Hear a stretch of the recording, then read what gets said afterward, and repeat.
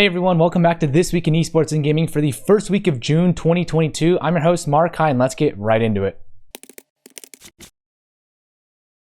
Our first top 3 story, the French president has met up with some French gaming and esports creators. Emmanuel Macron hosted the French esports and gaming creators like gov't, 𝗠𝗿𝗄, and 𝗠𝗿𝗶, and others at the Élysée Palace earlier in the week. The event had lots of high-ranking French officials attend and had Macron speak about the importance of video games for France in general. They also highlighted the desire to host world esports events in France parallel with the 2024 Olympic Games in Paris. So I'm really quite excited to see more governments acknowledging the impact of esports and gaming on their countries. It's probably also a smart method for politicians to get political support from younger people who maybe aren't as interested in politics, and they see one political figure is speaking positively about esports and gaming, and so they probably have more of a positive association with that political figure. In the US, we see cities and sometimes states supporting esports and gaming, but it's not really on a federal level, so we have a long way to go there for the whole country. I'm hoping we see more of this from LATAM countries as well, since Asia and Europe have already been doing a pretty good job of this from federal levels. Our second story, a little bit more somber. Lizzie Wilding has passed away. She was a veteran in the gaming space with a variety of roles and accomplishments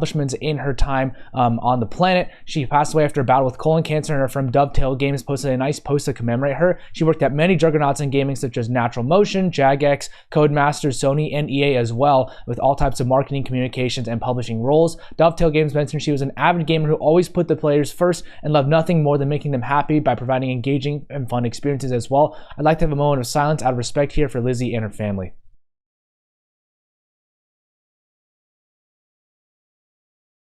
And for our last top 3 story, 18 countries have called for loot box regulations. The Norwegian Consumer Council released a report backed by 18 European countries that state how practices around loot boxes in-game have evolved to exploit consumers. The report highlights deceptive design and behavioral biases that are designed to increase consumer spending in these games. They also cite specifically FIFA 22 and Raid Shadow Legends as games where these predatory practices take place. The council hopes that a few things will change, such as banning the deceptive design of these in-game boxes, not implementing boxes in games targeted towards minors, and more things like that. The 59-page report details a lot about the tons of effects of loot boxes in game and all the evolution around them. So if you want to read that, I encourage you to read it. I'll put a link in the description as well. Overall, this is something that you should, I think it's something that should be addressed by agencies, as game companies will continue to do these predatory practices, maybe sometimes less predatory, but still use in-game loot boxes and things like that, as long as it generates huge revenues for the company, right? And I do believe that companies have been moving in the right direction by putting percentages of, what likelihood are you to actually win this thing, or, explaining that, hey, these actually cost real life money. But I think a lot of consumers don't necessarily look at these warnings, and it's kind of the same problem with Twitch, where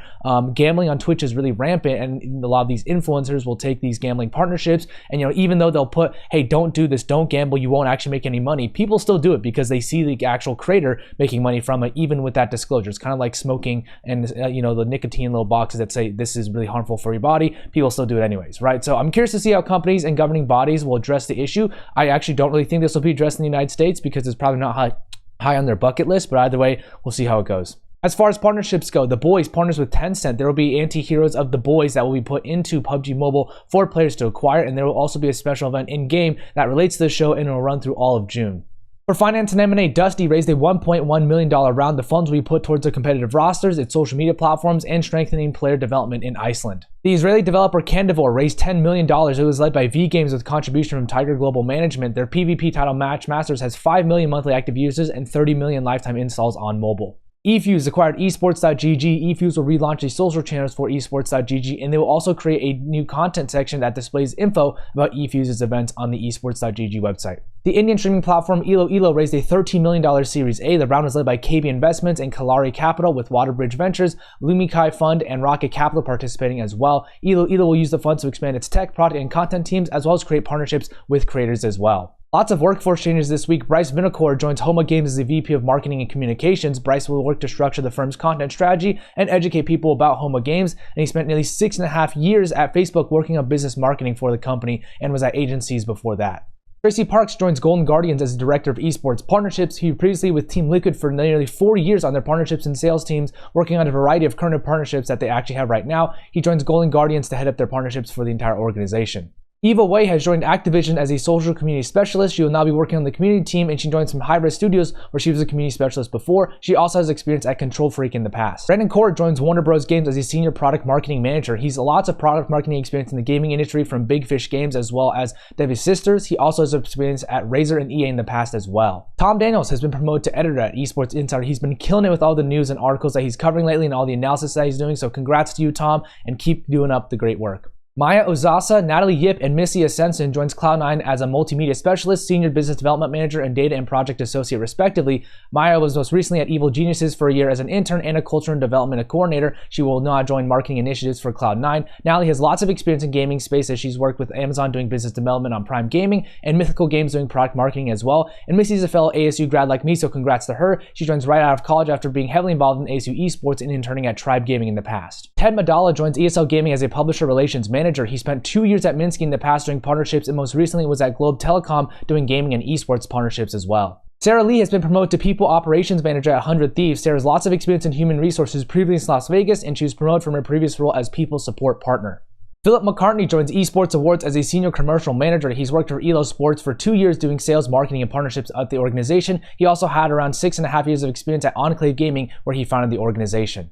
As far as new stuff goes, .x Talent have launched a player transfer service. It's meant to fight conflict of interest in the esports market due to agencies representing both teams and players at the same time for these deals. They will have a fixed cost of about £600 plus a 5% of the player's negotiated salary. Golden Guardians have announced their LA esports facility. It will be 10,700 square feet and will include a creative studio and training facility, and it's set to open in LA later this year. It will have business offices as well. The customer experience from Teleperformance have raised a new Lisbon esports arena. This is a €1.2 million facility that will be used for private events instead of public use, contrary to what a lot of the esports arenas are used for now. They want to use this to host esports competitions between different offices in the facility. Once again, shout out to James Fudge and AFK Gaming for the People on the Move newsletter, where I get a lot of the information about the workforce changes. If you're interested in deeper dives on workforce trends, and maybe if you're a recruiter and you want to kind of see the workspace movement and what's hiring, things like that, please go check out the newsletter in the description in the comments, and go support the newsletter as well.